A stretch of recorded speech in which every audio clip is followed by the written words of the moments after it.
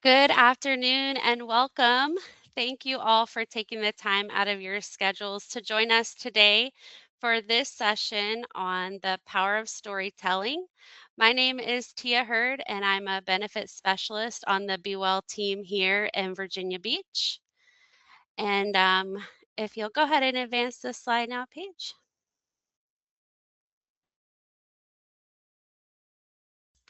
Before we get started with the bulk of our content today, I'd love to quickly go over our BeWell offerings for those of you who are new to our program or just want a refresher on all things BeWell. Personify Health is our incentivizing platform, which is an easy and stress free way you can earn up to $500 a year for staying on top of your health and participating in a variety of activities such as getting your routine screenings, completing workouts with Wellbeats, and tracking steps, and so much more. Also available free through Personify Health, you can access Kaya Health and the X program. Kaya Health is a digital musculoskeletal program that is designed to help you manage muscle and joint pain from the comfort of your own home. And the X program is a personalized and convenient digital quit tobacco program built in collaboration with the Mayo Clinic, and it helps members beat their addiction and live tobacco free, whether you are smoking, vaping, dip, or chew. Our disease management programs are available if you're enrolled in the Centera Health Plan through the city or schools. And if you've been diagnosed with diabetes, coronary artery disease, congestive heart failure, asthma, or COPD, diagnosed employees have access to a case management team that will help you better manage your condition. And if you've been diagnosed with a rare chronic condition such as rheumatoid arthritis, cystic fibrosis, or Crohn's disease, and you're enrolled in Centera Health Plans, then you can receive help and support for your specific needs through Centera Health Plans case management as well. Expectant mothers enrolled in Centera Health Plans also have access to receive guidance and support throughout their pregnancy and postpartum with our Partners in Pregnancy program. Guidance Resources is a robust employee assistance program available to all active employees and members of their household. This program offers short term counseling, which is free and confidential for matters such as relationship conflicts, workplace concerns, or grieving the loss of a loved one. They offer an array of additional services, including work life solutions, to help you manage life's everyday challenges by helping you find anything from party venues to vacation plans, adult caretakers to child daycare centers, financial resources, and legal guidance. Guidance Resources also offers well-being coaching, where employees can speak with a coach to help you regain balance and build resilience. You can feel your best both at work and at home. Certified coaches work with you one on one, providing confidential, practical support to help you reduce obstacles, manage stress, and develop strategies for a healthier, more balanced life. Wonder Health is our science based and clinically proven digital weight management program that teaches you the skills to help you lose weight while still enjoying the foods you love. The application for this program is quarterly, and the next application period opens on August 31st. You can add yourself to the waitlist now so that you can be notified by email when the next application period opens. If you go to wonderhealth.com/BeWell, and that is wonder without an E, as you see on the screen. We also have our BeWell champions. They are an extension of our BeWell team and serve their specific work locations by promoting our initiatives and programs.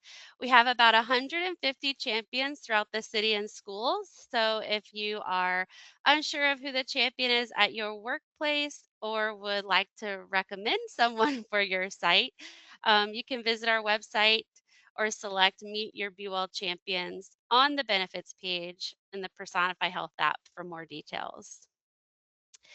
BeWell offers events and webinars just like this one, plus our mobile mammo van, which travels throughout the city for convenient access, as well as flu vaccine clinics every fall and quarterly health screenings where you can check on your health and speak to a health educator about nutrition. Our next health screening will be on June 1st at the Central Library. BeWell also partners with Centera Community Care to offer convenient access to medical care through the Centera Mobile Clinic van, where all members enrolled in the Virginia Beach City or Schools Health Plan can receive a variety of services from primary care to sick visits, routine labs, testing, and more. The next mobile clinic van will be on May 19th at Plaza Annex. You can go ahead and advance the slide page. All of this information that I just went over, including a list of events and registration links, is available on our website, benefitsatthebeach.com/s/wellness. If you are a leader or a manager, you also have a resource available on our website from the main BeWell drop-down menu. You can select leadership resources to see all the ways that BeWell can help you create a culture of wellness at your work site. Many of our programs and events are an opportunity to earn points through Personify Health, and you can redeem those points for cash rewards. For attending today's live session, you'll be rewarded with 300 points, and we will send an email within about a week with an electronic voucher code to redeem. And of course, while the points and cash are great, we feel the benefits of our programs and these webinars vastly exceed a money earning opportunity.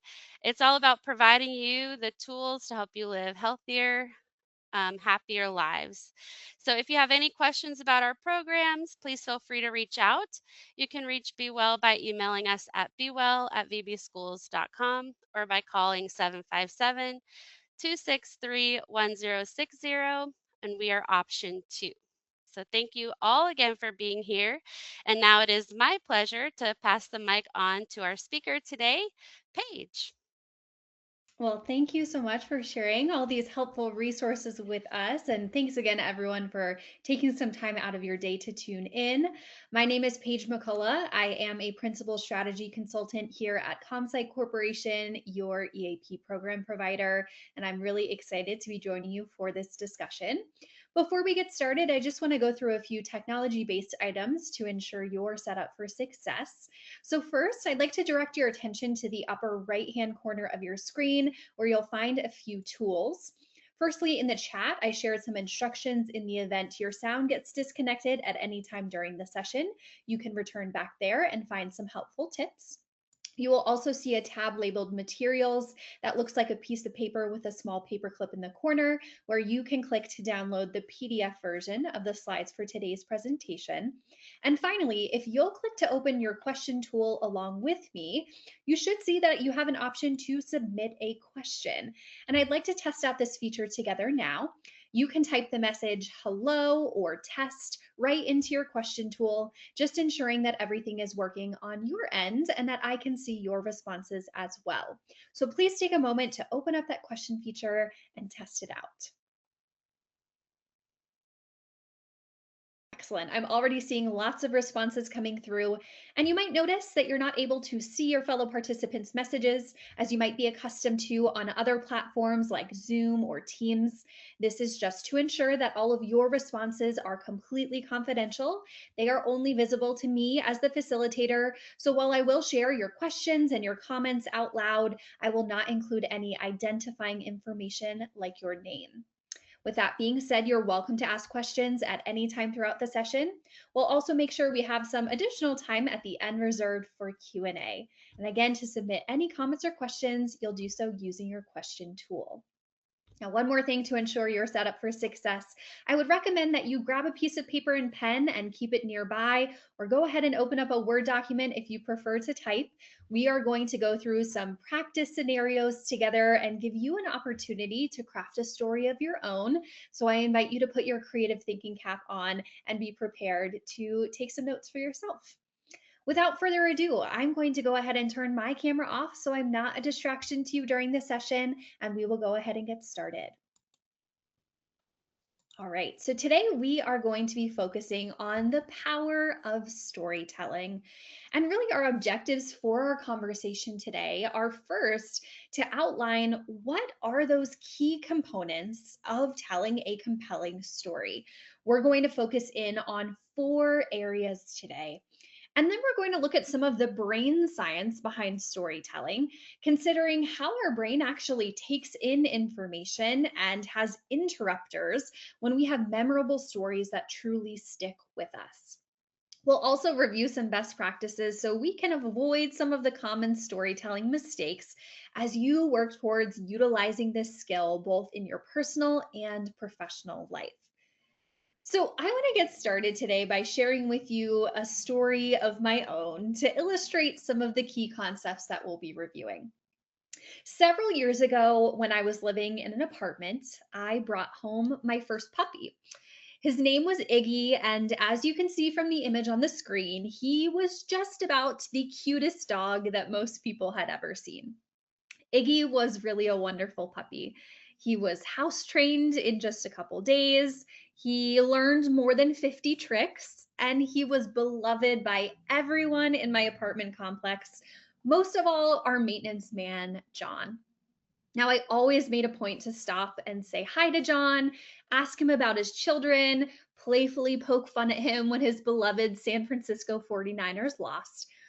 But several months after I brought Iggy home, I decided that he could graduate from spending the day in his crate, which he actually loved, to having some more access to our apartment.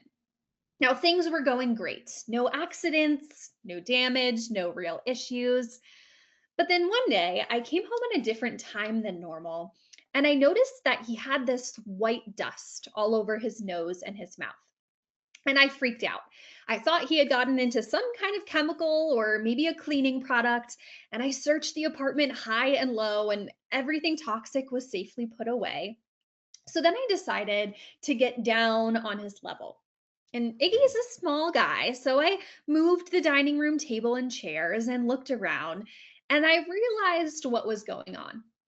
He had been slowly gnawing away at the drywall in several spots, all the way down to the studs. And I was horrified. My perfect puppy was a secret demolition man.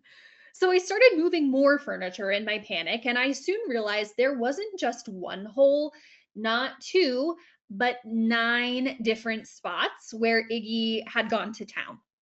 I knew that each of those holes was going to be at least $150 to repair, and I simply did not have $1,300 to repair the walls. So again, I started to panic. Now, the next day, our maintenance man, John, stopped by the apartment to complete an unrelated work order for a leaky sink.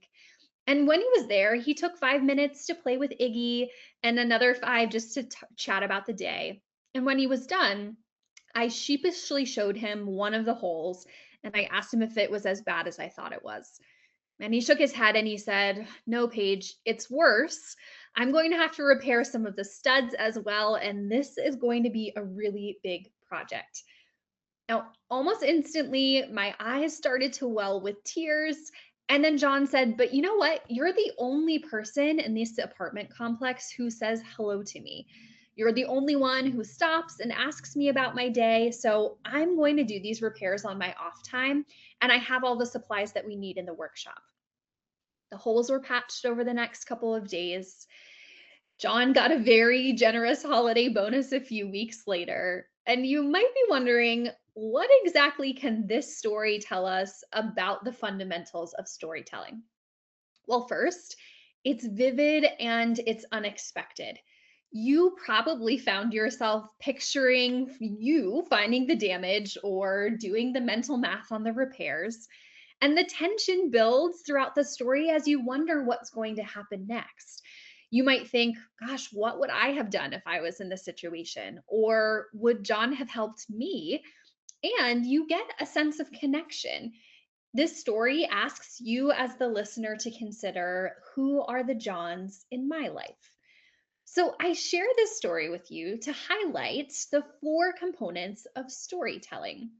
Now, this framework comes from an author and researcher by the name of Karen Eber, who outlines these components in her book, The Perfect Story: How to Tell Stories That Inform, Influence, and Inspire. We're going to go through each of these in our session today. And it's also important for you to broaden your idea of what exactly constitutes a story. A lot of times we think that stories are just something that is told during a dinner party or while sitting around a table with friends, but they really are at the heart of human connection. You're telling a story when you're delivering data in a staff meeting. You're telling a story when you're interviewing for a job or a promotion. Even when you're teaching your kids a new skill or you're interacting in an important networking event, these are all ways for us to find connection. So, I have a question for you.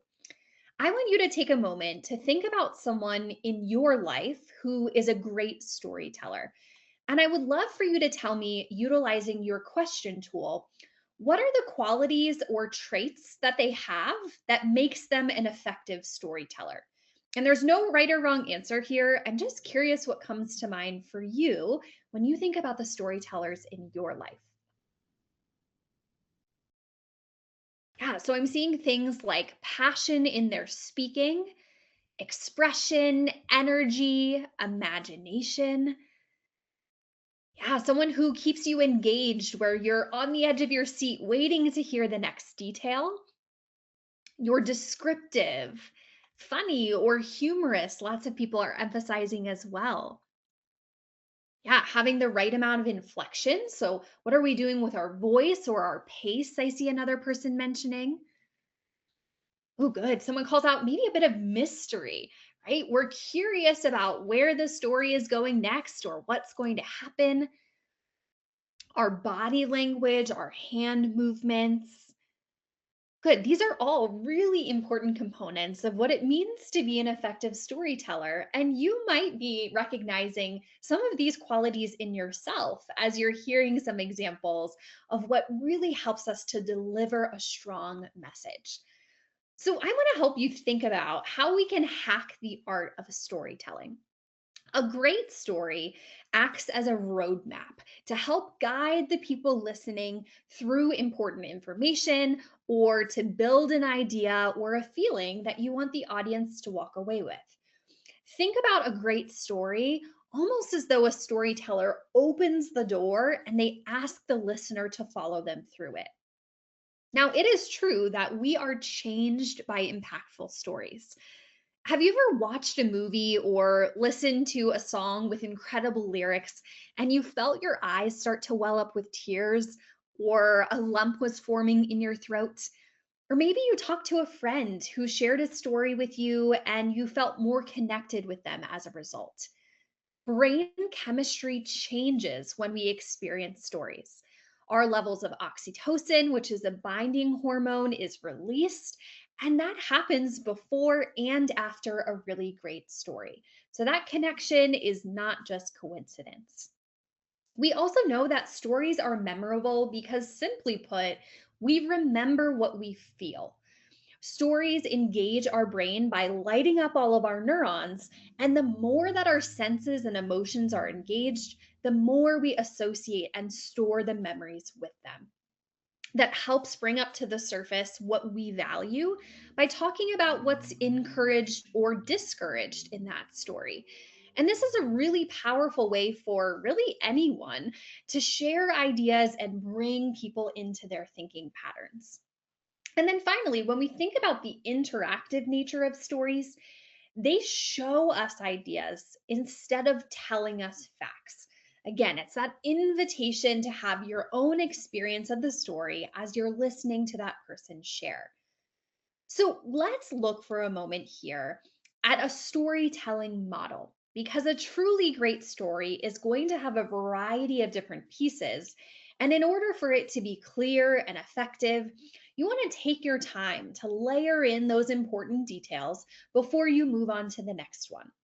So, this framework or cycle shows the 7 steps of effective storytelling creation. And we'll start at the top of our cycle by creating the audience persona and determining the outcome. So, we want to ask ourselves, who is my intended audience that I'm sharing this story for? And what impact do I want it to have? Then we start to build in the structure. Is this story funny? Is it heartwarming? How can the structure that I choose help impart some important knowledge for these individuals? Then we ask ourselves, how can I help this listener experience the story with all 5 senses? Think about the emotions that you want them to feel as the story moves forward and what emotion you want them to leave with at the end. And that brings us to the sequence.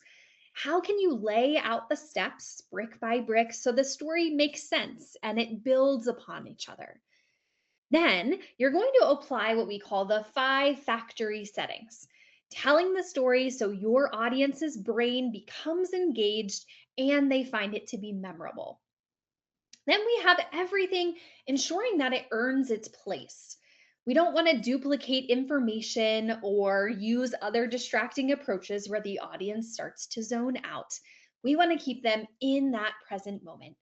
And finally, we want to test that story out, which will help you identify if there's any tweaks that you need to make so that your story is as strong and as impactful as possible.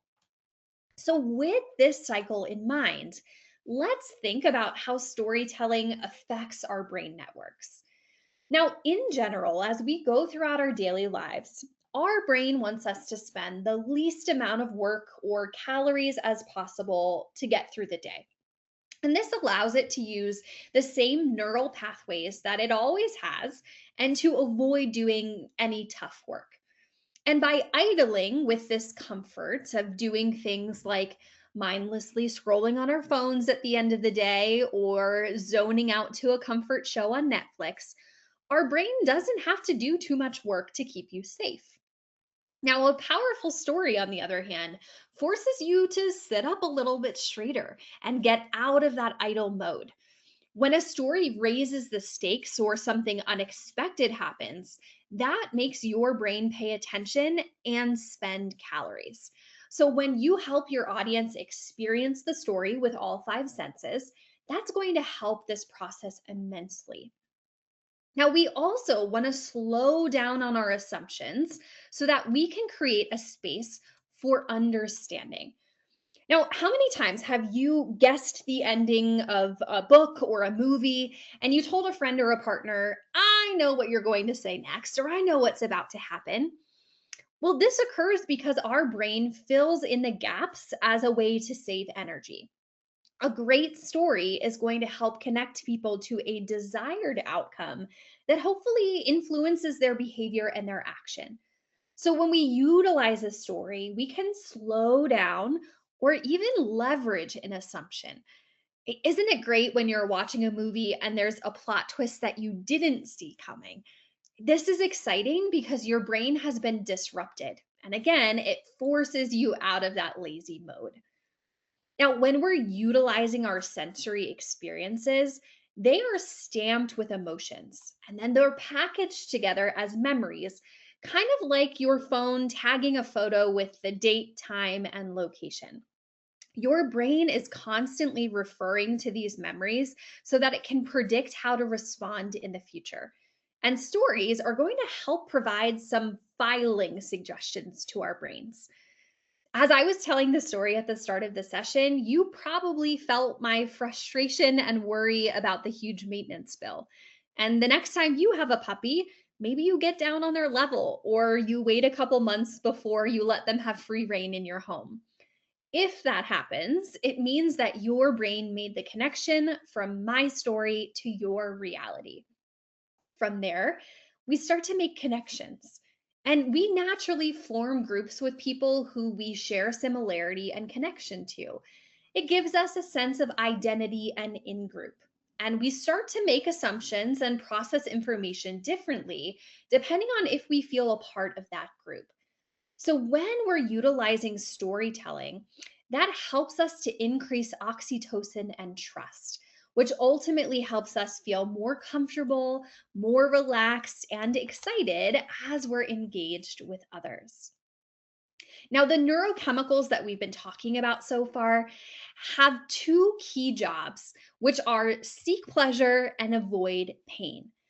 Dopamine, serotonin, oxytocin, these are all feel good chemicals that we're going to seek out. And when we utilize a great story, that's going to help us connect to either that sense of enjoyment or to emphasize a sense of discomfort.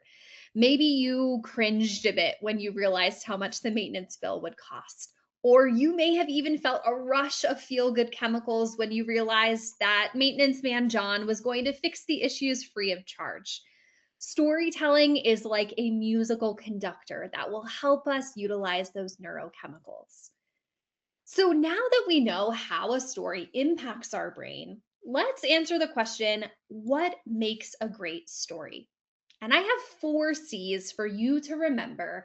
And this is the framework that you're going to build upon to create your own version of a story. So the first C are characters. We want characters who are relatable and drive us with a sense of conflict to move the story forward. So think about specific metaphors, examples, details that can help bring that relatability to the forefront. Now, conflict is the second C, which is really something that happens that's going to change everything, that pivotal moment in our story where there's an inherent sense of tension. Remember, you want your audience to use some brain calories as a way to stay engaged. So we want surprising plot points, an unexpected outcome, or details that help keep us on the edge of our seat. Third C is connection. A great story is something that we can see, feel, hear, smell, taste, right? It's an experience for the audience. And then our fourth C, almost like wrapping the bow on the rest, is the culmination. Our story needs an outcome.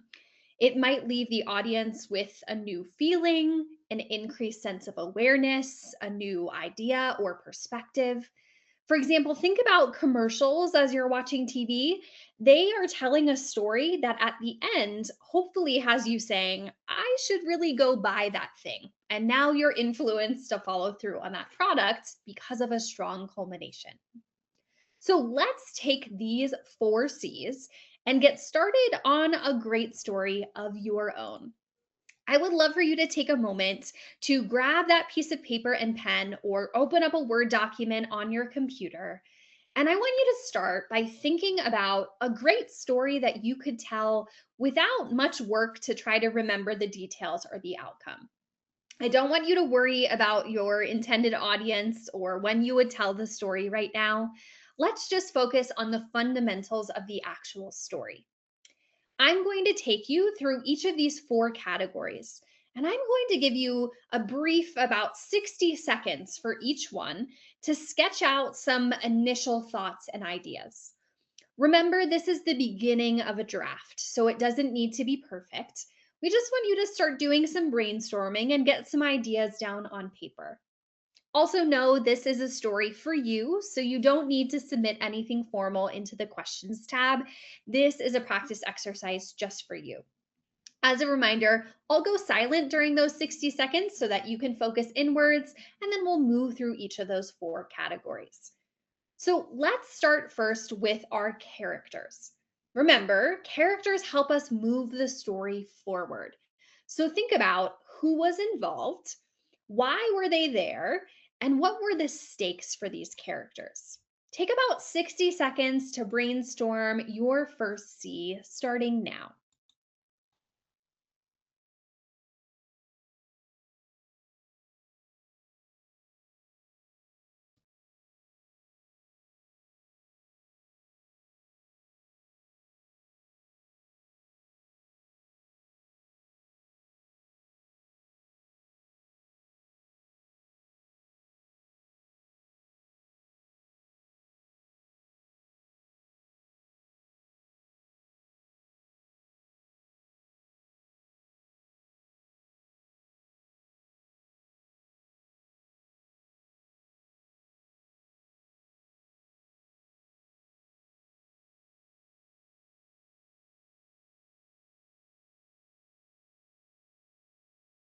All right, take a few moments to finalize your initial thoughts on your characters. And then when you're ready, we'll move into our second C, conflict. Remember, this is the moment of tension where we help our audience use brain calories to stay engaged. So, jot down for yourself, what was the conflict? Where could things go wrong? And where could things go right? Think about that moment of pivot or hanging on the edge of your story. And again, take about 60 seconds to write down your thoughts for conflict.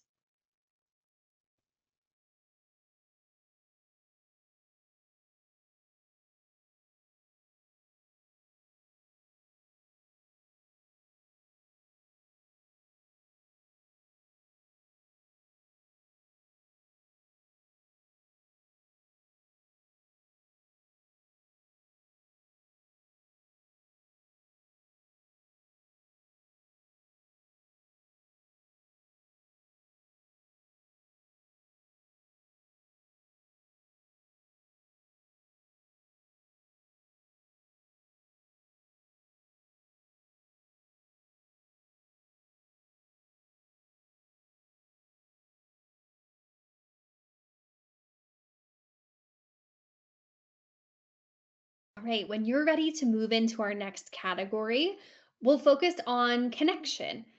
Remember, this is how we experience the story. So, what could the audience see, hear, touch, taste, or smell? And especially focusing in on what were the emotions the characters were feeling in the moment. Take about 60 seconds to think about your connection points.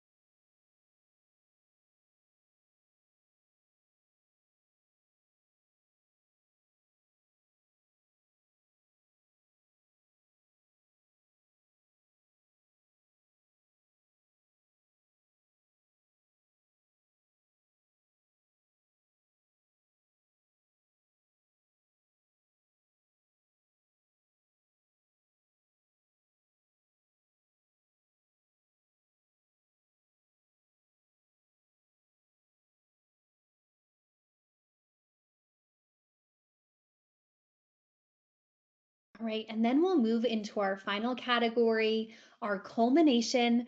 So, answer the question, how was your story resolved? What did the characters learn? And importantly, what do you want your audience to learn from this story? And again, take about 60 seconds for your final C here.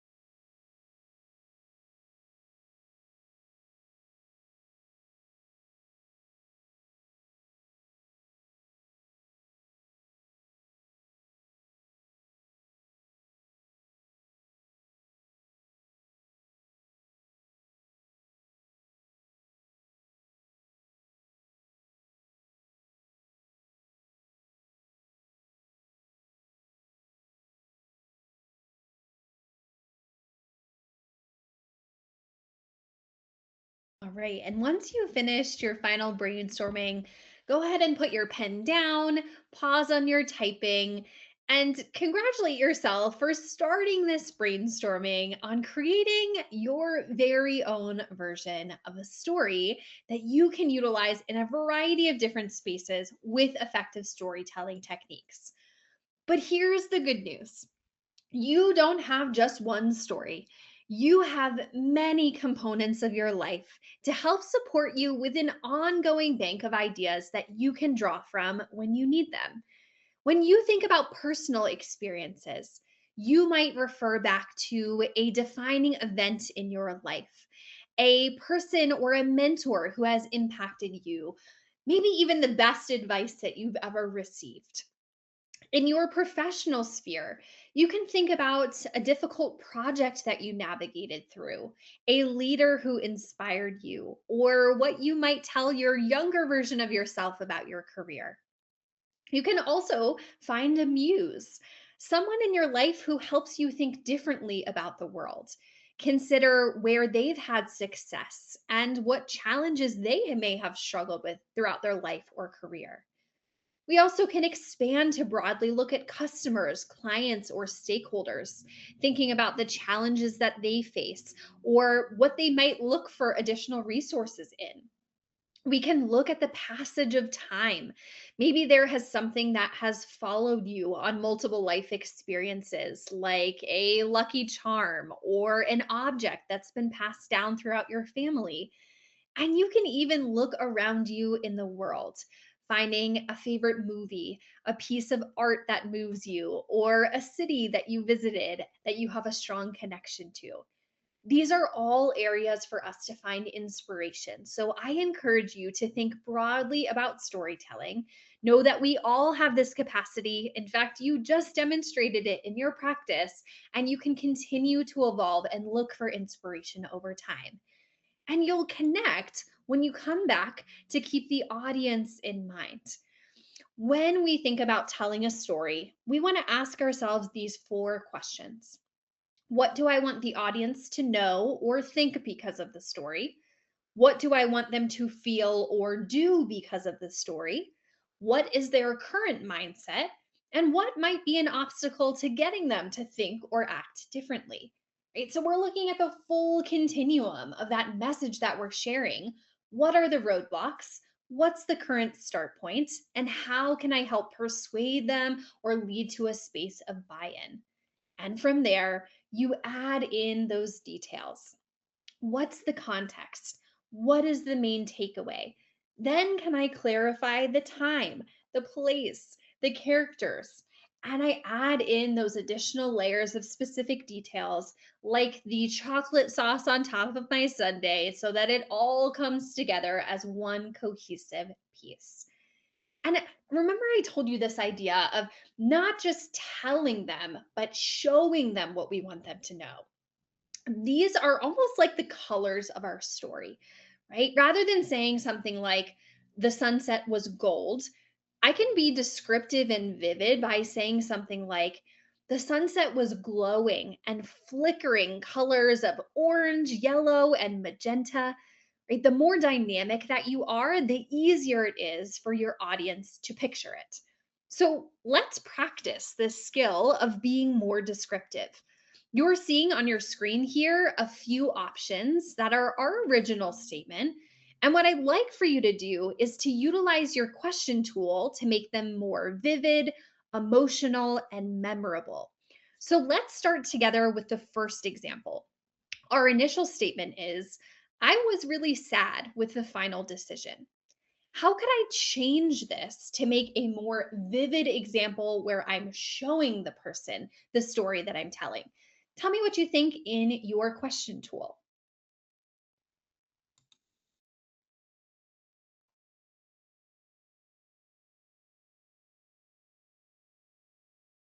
Good. So I see when I heard the final decision, I felt like a balloon that was deflated. I was heartbroken to learn what was decided. I could not help but feel blue when I heard the final decision. It filled me with an overwhelming sense of woe in my heart.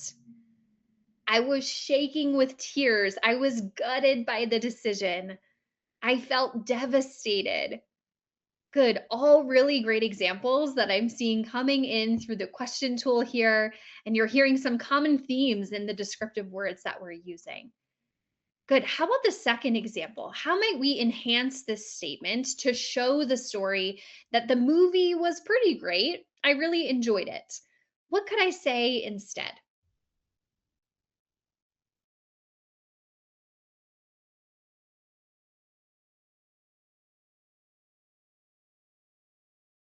Good. So I'm seeing I was on the edge of my seat the whole movie.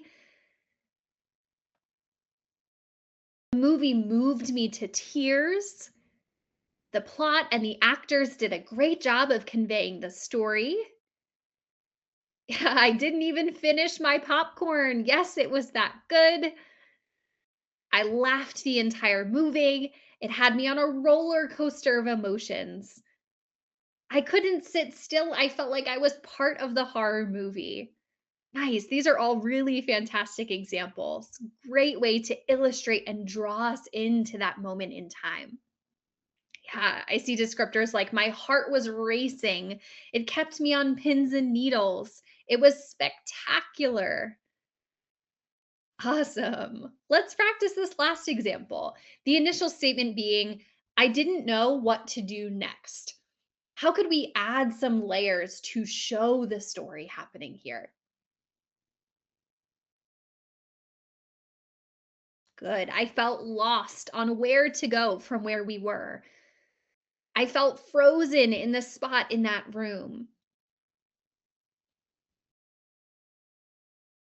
I was paralyzed with indecision. Really nice. Yeah, I stood still. There were so many things happening. I didn't know which way was up.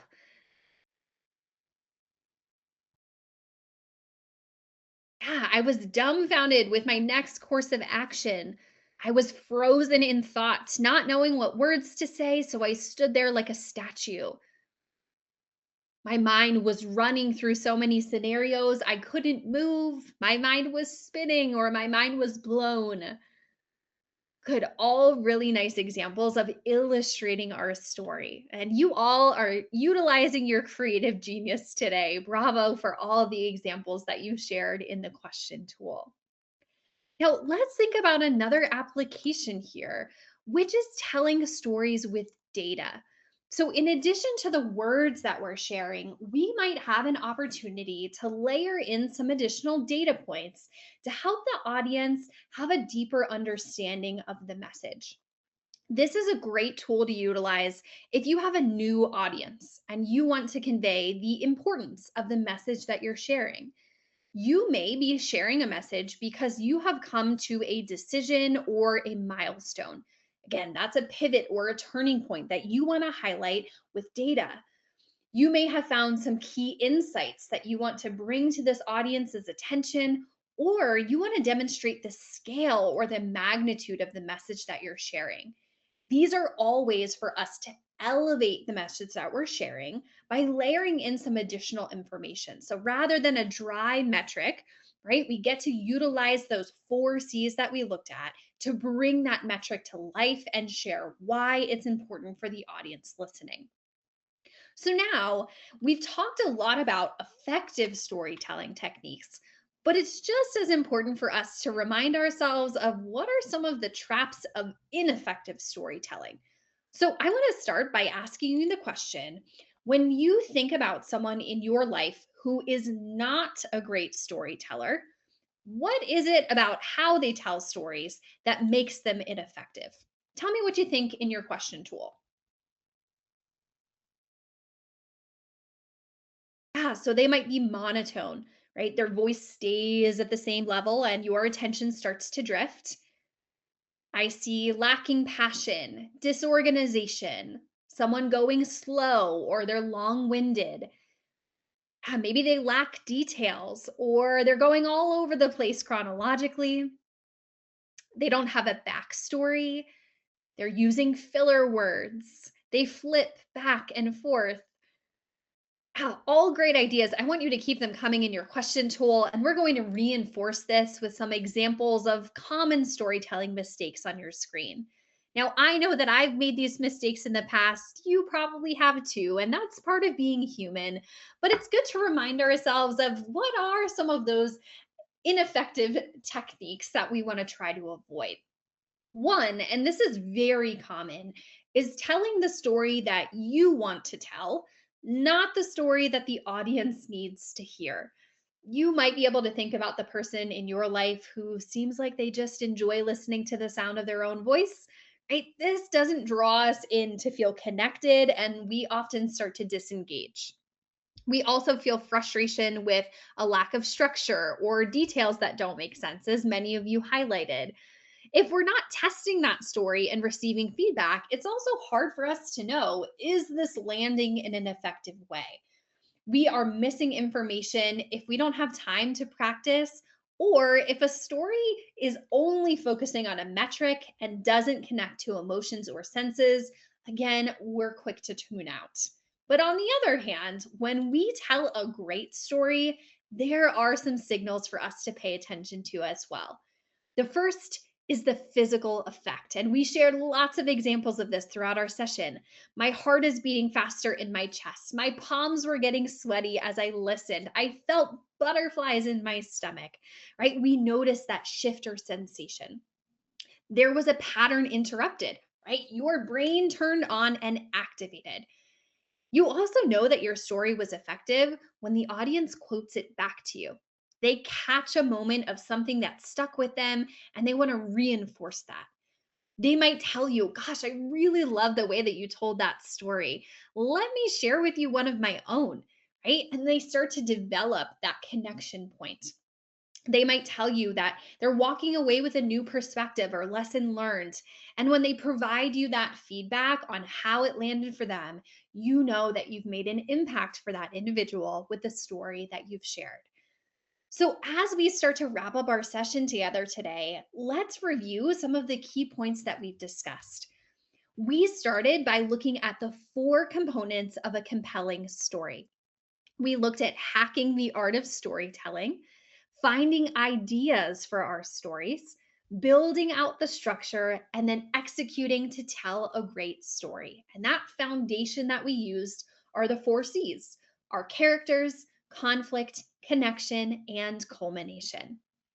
Then we talked about how our brain processes a story and how we can make them stickier, right? So when we take in that information, we're using all of the neurotransmitters and chemical signals to help communicate feel good endorphins to our body to help us feel connected to the storyteller. And finally, we just looked at some of the common storytelling mistakes so that we know what to look out for the next time we're engaging in a client discussion or in a storytelling mode with a friend or a family member. We have best practices in our toolkit. And as you continue to go through your storytelling journey, I want to remind you that we are here to support you with anything that you might need to feel the best version of yourself at work and at home. As mentioned at the start of the session, your Guidance Resources Employee Assistance Program is available 24 hours a day, 7 days a week. You can call us directly through the toll free number on your screen to be connected with a guidance consultant, or visit the digital resources through the website guidanceresources.com or the mobile app Guidance Now. You'll also see your company web ID, which you'll need to register if it's your first time creating an account. And again, that's accessible to you and your household family members.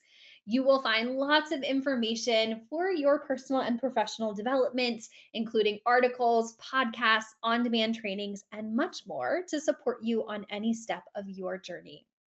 Now, if you have any questions about these resources or the content that we discussed during today's session, please feel free to submit them into your question tool, and we are more than happy to address them while we're connected here live. As a reminder, your session notes or the PowerPoint deck is available to you. You can find that in your control panel in the upper right hand corner of your screen. Click on the Materials tab and you can download for yourself. Today's session was also recorded, so if you happen to join late or are interested in sharing this information with someone who could not join us live, you will have access to your recording in 24 hours when you return back to the link that you used to register. I also want to note that when you exit today's session, a survey will be available to you. It's only 3 questions. It takes about a minute or so to complete, so we ask that you do so on our behalf as we truly value your feedback. I want to thank you again for your time and excellent participation during today's session. We hope that you enjoyed and had some fun practicing your storytelling techniques. I hope you all have a fantastic rest of your day and be well.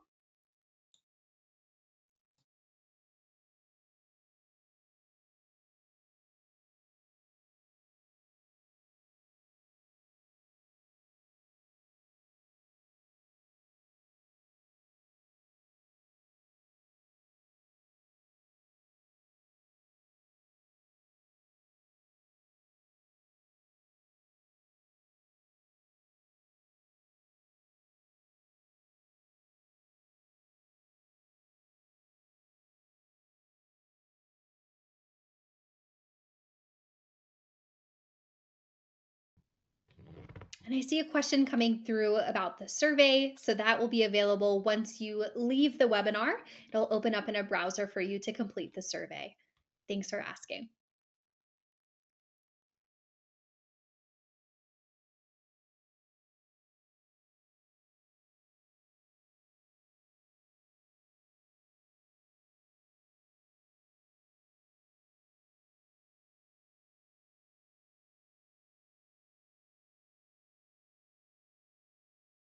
All right. And with that, I'm not seeing any other live questions coming through. So that's going to conclude our session. Thanks again, everyone, for your participation and have a wonderful rest of your week.